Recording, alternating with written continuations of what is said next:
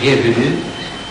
Dans le cadre des activités qu'organise le Centre Muséal au cours du mois de Ramadan, ce centre a le plaisir d'accueillir ce soir Sehim Berous, qui a traduit le Coran l'année dernière. Et je ne voudrais pas prendre la parole trop longuement. Je vais peut-être le faire. Je vais annoncer la manière dont nous allons travailler. J'ai un plan préétabli qui m'a servi, je tiens à le dire, pour les 4 heures d'émission que nous avons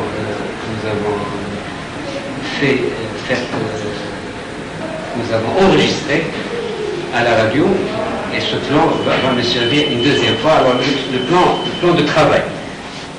Je lève de l'idée de l'avancement du travail chronologique. 3, difficultés de la traduction. 4, touche personnelle. 5, bilan et perspective. Alors je donne la parole à Sehim Berous. Avant de lui donner la parole, je voudrais dire quand même un certain nombre de choses. Sehim Berous, pour faire ce travail, a bénéficié, si je puis dire, et en tout cas c'est mon sentiment personnel, de 3 atouts majeurs. Premièrement, premier atout, une solide connaissance de l'islam. Formation islamique très solide. Deuxièmement, une connaissance parfaite de la langue arabe. Et troisièmement, une connaissance parfaite de la langue française. Voilà les 3. Et je voudrais, avant de vous donner la parole, vous dire combien j'ai été ravi de lire le Coran qu'il a traduit. Et je voudrais résumer tout le sentiment que j'ai en lisant ce Coran, parce que le Coran se lit pas comme un roman, c'est un instrument de, comment dire, c'est le point de mire, en tout cas c'est le point de tous les instants. Et je voudrais dire, pour terminer mon propos, que ce pays s'honore, vraiment je fais ce livre, s'honore de compter parmi ses fils un homme comme Sehim Berous. Je le pense intimement, comme il honore ce pays pour le travail magnifique qu'il a fait. Je tenais à le dire, et Dieu sait si ce que j'ai dit, je ne le dis pas par complaisance parce que je le pense. C'est clair. Alors, à vous la parole. Si vous le permettez, est-ce que vous pourriez donc nous faire état de la manière dont vous avez commencé à parler du point de départ de ce projet pour le mois de Bruxelles. Merci Sylviane, pour ces bonnes paroles. بسم الله الرحمن الرحيم والصلاة والسلام على أشرف المخلوقين أيها الحضور الكريم السلام عليكم ورحمة الله وبركاته ورمضان مبارك سعيد وبلغة أخرى أيت مدي السماء سلام ربي يفول سلام ربي أفلانون أرمضانون أنبار. Je remercie Abdelmajid pour ses aimables paroles. Si Abdelmajid voit en moi un personnage, je crois, un peu au-dessus de ce que je vaux. Je ne pense pas être aussi illustre qu'il me prétend, et je suis un modeste enseignant à la retraite qui a mis à profit tous les atouts dont il disposait, et en premier lieu le livre sacré, le Coran. J'ai été élevé dans un milieu coranique. Mon père était prêtre. Je le trouvais à l'école comme cible, mais je le retrouvais encore à la maison. Résultat, j'étais tout le temps dans les griffes de ce prêtre qui a fait de moi un prêtre en herbe. À l'âge de 12 ans, j'avais appris le Coran.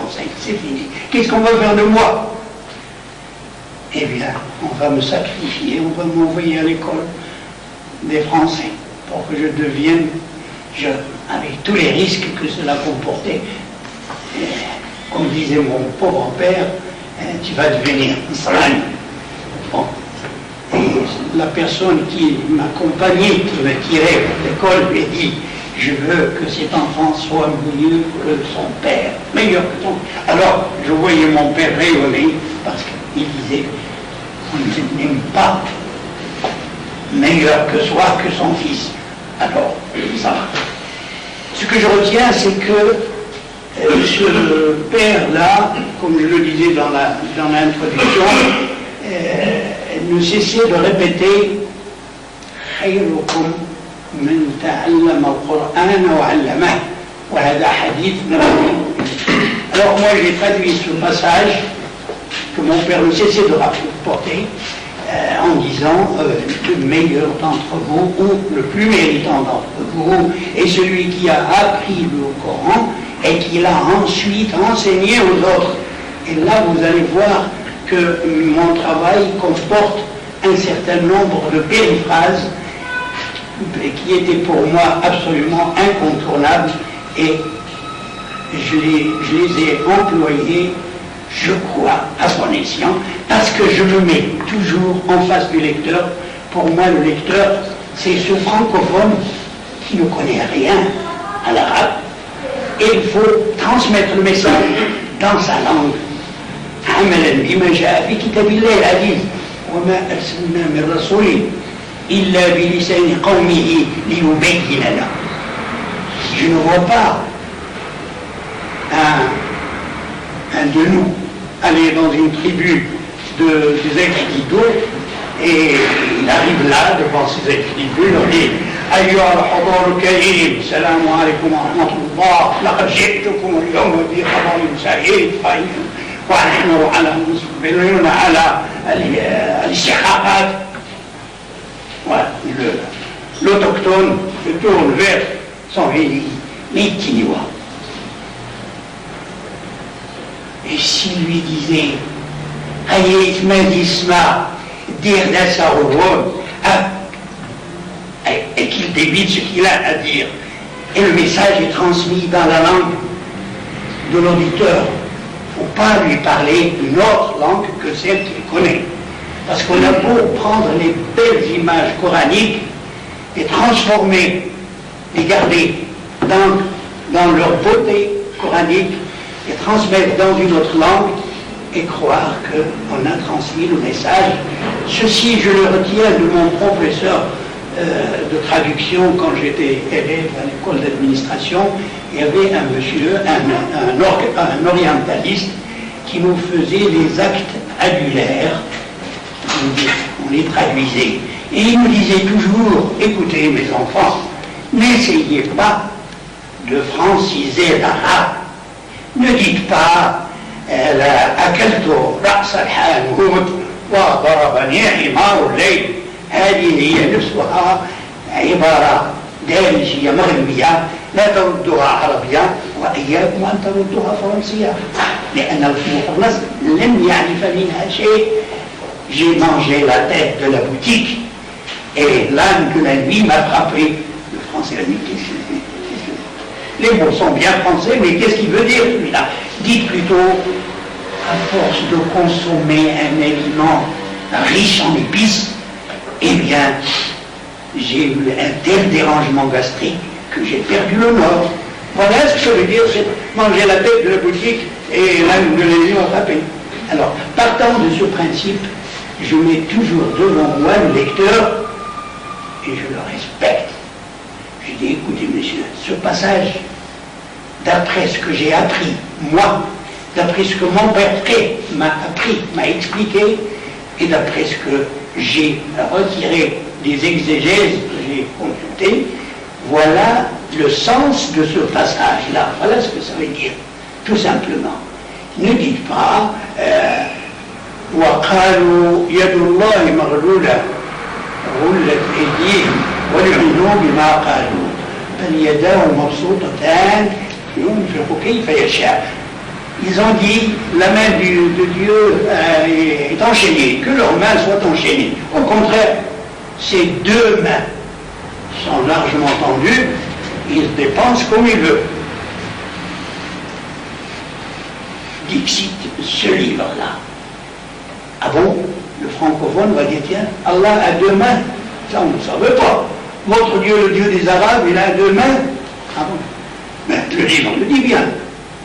Eh bien, non, monsieur, non, ça ne veut pas dire ça, c'est pas la bonne traduction, c'est pas le message n'est pas celui-là.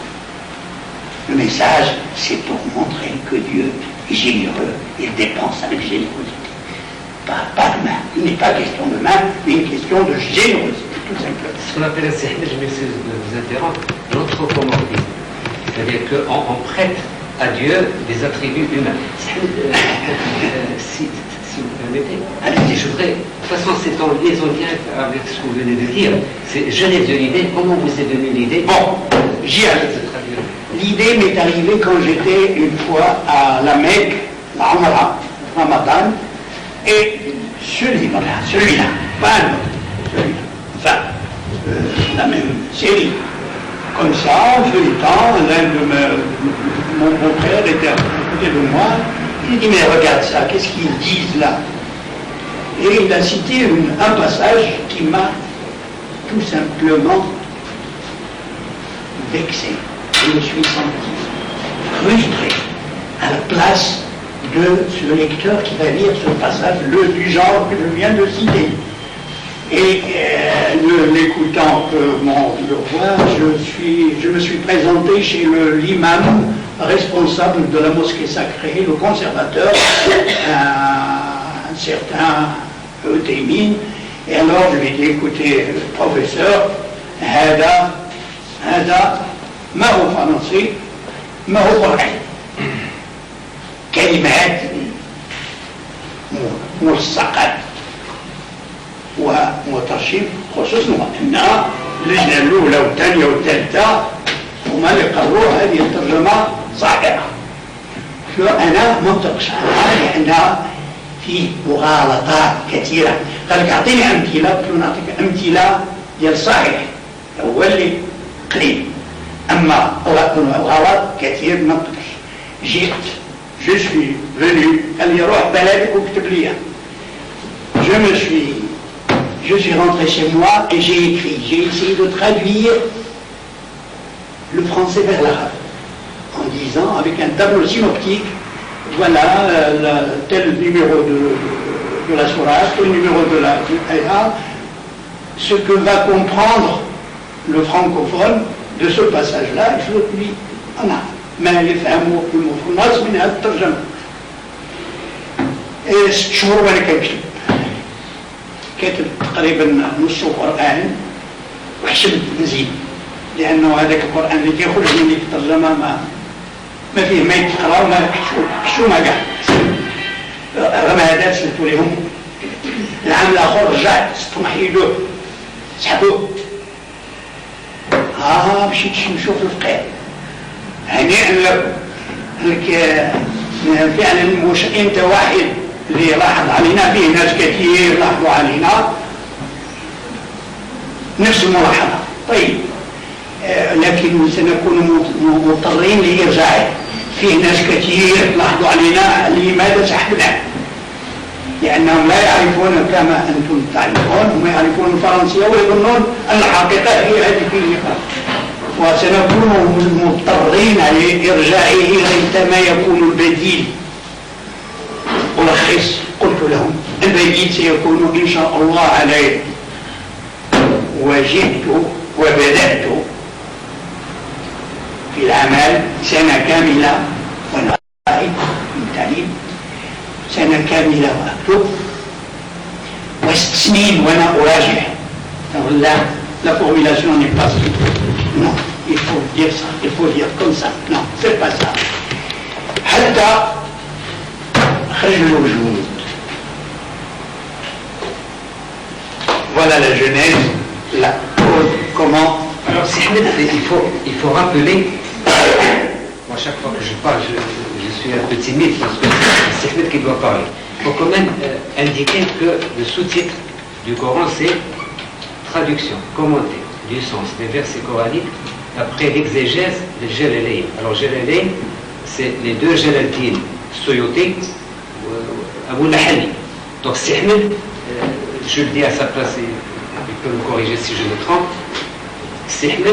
C'est basé sur l'interprétation, sur les commentaires les plus simples de toutes les exégèses qui ont été élaborées depuis le Sidi Mohammed sallallahu alayhi wa sallam. Donc ça c'est un choix qu'il a fait. Il ne sait pas, ça c'est son affirmation, il peut me corriger si je me trompe, si j'ai mal compris. Il aurait pu se baser sur Tabari, sur les exégèses du Coran sont connus. Lui, il a pris les exégèses les plus simples, les plus accessibles et peut-être les plus significatives. Donc, pourquoi? Parce qu'il s'est mis à la place, et d'ailleurs il l'a indiqué tout à l'heure, il s'est mis à la place du lecteur francophone qui ne connaît pas forcément l'arabe. Et il fallait que le message du Coran parvienne à ce lecteur francophone de la manière la plus accessible, la plus simple, sans entrer dans les interprétations du Coran. On peut dire, ça c'est une parenthèse, il y a des versets, la plupart des versets ont des significations inépuisables. Il aurait pu, par exemple, on peut prendre n'importe quel verset, ou un certain nombre de versets, plutôt les versets les plus difficiles, et leur donner je ne sais combien d'interprétations. La preuve, c'est que les grands commentateurs, ceux qui ont fait des commentaires, sont tombés dans ce travers. Et lui, il a voulu éviter ce travers par principe et dès le début, n'est-ce pas? Absolument. J'ai choisi Jalalayn parce que c'est le plus simple. Et je me suis toujours dit, je me suis mis en tête les conseils paternels et magistrales en même temps, qui me disaient خيركم من تعلم القرآن وعلمه. Donc j'ai décidé d'apprendre le Coran aux autres, mais à ma manière. Je ne vais pas aller dans un site avec les planchettes, prendre des bambins avec un bâton et leur lécher le crâne de temps en temps. Eh bien, pour moi, je me suis mis à expliquer, à transmettre le message coranique à ma façon, à un lecteur francophone. Il n'est pas forcé qu'il soit français. Je dis le francophone, c'est celui qui connaît mieux le français, et ça va aider même nos concitoyens arabophones qui pensent connaître certains versets. Là, ils vont rectifier le tir en lisant mon essai, en lisant mon travail que j'ai voulu simple, direct, sans grande emphase, sans... Évidemment, j'étais obligé d'employer des périphrases incontournables. Sans ces périphrases, on n'y comprend absolument rien. Un mot qui vient tout seul dans le Coran ne veut rien dire dans n'importe quelle langue, que ce soit la langue française ou anglaise ou je ne sais quoi. Mais alors moi, je me suis attelé à faire une sorte d'explication C'est ainsi que, avant de commencer le Alif Lam Mim Dal, le Kitab al-Darib, فيه هدى للمتقين الذين يؤمنون بالغيب ويقيمون الصلاة ومما رزقناهم ينفقون والذين يؤمنون بما أنزل إليك. هذا إليك حيرتني، خصني ذاك الفرنسي لما قلتلوش من هو هذا من على من يعود هذا الضمير كاف ما غاديش يعرف. احنا كنعرفوا من هو المخاطب المفرنس اللي نعرفوا في هذا الديكلو بروفيت en italique. Je t'ai dire dans mon avertissement, attention, les mots en italique ne sont pas du Coran. C'est moi. Je les mets, je me suis permis de les mettre au risque de me faire tirer les oreilles par ces cas, mais pour transmettre le message, j'assume ce risque. Je mets prophète.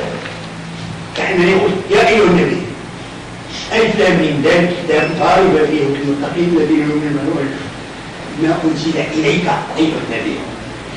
Alors, donc, j'ai ajouté, j'étais obligé de mettre des rajouts, des ajouts, j'étais obligé de mettre quelquefois des périphrases, même lourdes et longues, pour transmettre le message. Mon souci premier, c'est de transmettre le message. Mon souci premier, c'est d'expliquer même aux arabophones moyens. Parce que nous avons tous, moi j'ai reçu des coups quand j'étais petit parce que je pensais comprendre. Et mon père était un homme, eh bien, il m'a corrigé. Et comme je l'ai dit dans l'introduction, il n'éprouvait aucune gêne pour nous expliquer, pour nous donner les explications les plus osées. La hayat fi din. Voilà. L'un des mérites majeurs du livre, il faut le souligner, tout à fait, ça vient un petit peu en complément de ce que je viens de dire, c'est que Seydi Daous avait le souci du respect du génie de la langue française. Et ça, c'est vraiment, moi je pense que ça a été vraiment un mérite tout à fait extraordinaire. Et je pèse mes mots. Par exemple, qu'est-ce que ça veut dire 70 fois, 69, 71. Lui, il a recouru à une formule très courante en langue française, 36 000 fois. Tu ne vas pas me dire 36 000 fois la même chose. Et ça, il y allait de sa touche personnelle. Un des autres mérites, il a dit, je voudrais revenir pour si vous voulez, m'y arrêter un peu plus. C'est que lorsque vous lisez les traductions, et Dieu sait si ces traductions ne sont pas légères. Et Isbachir, Kazineski, il y en a pas mal. L'appareil critique verse dans des considérations, mais d'une rare complexité. Alors que Seydi Daous, qu'est-ce qu'il a fait? Il a usé de périphrases. Il a usé d'autres techniques sur lesquelles il reviendra lui-même tout à l'heure, les ulmas, etc. Il expliquera ça. Son mérite est d'user de périphrases. Parfois, souvent, il introduisait dans la traduction des versets l'explication, ce que personne avant lui n'a fait. Et ça, c'est un grand mérite, parce que je reviens toujours à l'idée fondamentale, à son idée fondamentale de départ, à savoir qu'il s'adresse finalement à des néophytes. Voilà, il faut le dire. Et là, l'explication, parfois, c'est 3-4 lignes, par exemple, pour traduire un verset d'une ligne et demie, on a 4 lignes. Alors lui, il a eu le mérite, moi j'estime que c'est un mérite, il a introduit des éléments explicatifs dans le corps du texte, dans la traduction, et qu'est-ce qu'il a mis? Et là, vraiment, je trouve que c'est extraordinaire, je vois que j'emploie beaucoup de grands mots ce soir. Alors, pour ne pas, par honnêteté intellectuelle, il mettait en haut de bas de page la traduction littérale. Voilà ce que dit le Coran, littéralement, et c'est immédiat. Lorsque vous lisez Denise Masson, vous êtes à la page X, il faut tourner 300 pages pour trouver, en plus elle a mal traduit le verset, alors que ça c'est des techniques. Je ne fais pas le procès des autres. Moi je me permets de le faire à la place. Alors, et ça, il faut le dire. Donc, je répète, respect du génie, évidemment, de la langue de départ. Parce que pour traduire, il faut bien posséder la langue de départ. Non seulement le génie de la langue, mais l'intelligibilité, le sens. Mais parfois, il allait... Moi, je suis sûr que pour certains versets, tu es resté, je ne sais pas moi, peut-être des semaines pour traduire un verset en particulier. Donc, il est allé lire et relire les exégèses. Il a eu un respect infini du sens originel des versets coraniques, sans oublier l'intelligibilité dans la langue vers laquelle il a traduit, et ça c'est l'un de ses grands mérites. Je voudrais ajouter, toujours dans le même esprit, donc les périphrases, tu en as parlé, il faut parler maintenant des autres techniques auxquelles tu as recouru pour traduire. La technique la plus simple, la plus simple, c'est il faut prendre le Coran tel qu'il est d'abord et voir qu'il est plein de non-dits. Il est plein de choses qui ne sont pas dites, mais que nous comprenons, nous les reproduisons, en nous-mêmes. إن في خلق السماوات والأرض واختلاف الليل والنهار لآيات لأولي الألباب الذين يذكرون الله قياما وقعودا وعلى جنوبهم ويتفكرون في خلق السماوات والأرض ربنا ما خلقت هذا باطلا. من قال ربنا ما خلقت هذا باطلا؟ أنا الذين ويقولون évidemment en Italie pour le francophone ويقولون ربنا ما خلقت هذا باطلا سبحانك وقنا عذاب النار. Alors c'est ce que j'appelle les choses, les idées non dites, mais elles sont là. Et maintenant il y a tout un bagage de rhétorique sur lequel je ne veux pas